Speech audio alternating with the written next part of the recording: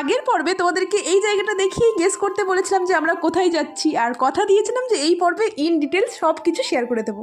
প্রথমেই তোমাদেরকে বলেছিলাম যে এবারের জার্নিটা ছিল অনেক লং। তোমাদের প্রথম গন্তব্য ছিল কাশী বিশ্বনাথ দর্শন বা বেনারস ভ্রমণই বলতে পারো। তো ট্রেনও যথারীতি একদম ঠিক টাইমে পৌঁছে স্টেশনে, আর এসে দেখি বাবাও আমাদের স্টেশন থেকে রিসিভ করতে এসছে।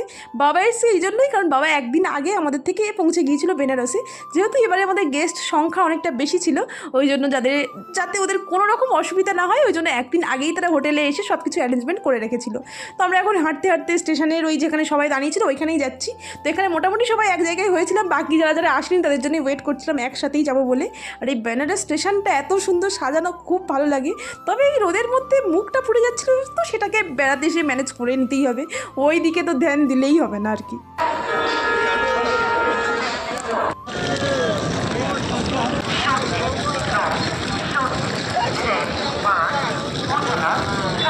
একদিন ট্রেন জার্নি আর এই রোদে পুড়ে মোটামুটি এক্সস্টেড হয়ে আমরা অটো স্ট্যান্ডে চলে এসেছিলাম। এখানে অটো টোটো আগে থেকে রেডি করা ছিল, তো সেখানে আমরা লাগেজ সেট করে উঠে যাই।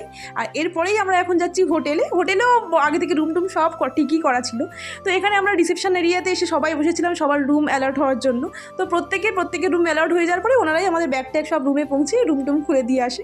তো তারপরে একটু রেস্ট নিয়ে মোটামুটি ফ্রেশ হয়ে আমরা চলে যাই লাঞ্চ করতে। আজকের লাঞ্চে ছিল গরম ভাত, শুক্তো, মাছের মাথা দিয়ে ডাল, আলু ভাজা, চাটনি, মাছ, এগুলোই ছিল। তো তাড়াতাড়ি করে লাঞ্চ করে আমরা রেডি হয়ে যাই ঘুরতে যাব বলে।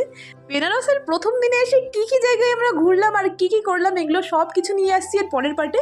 তাই দেখা হচ্ছে কাল এই গল্পের পরের পার্টটা নিয়ে। তার জন্য অবশ্যই চ্যানেলটা সাবস্ক্রাইব করে রেখে দিও, আর ভিডিওটা ভালো লাগলে একটা লাইক করে দিও।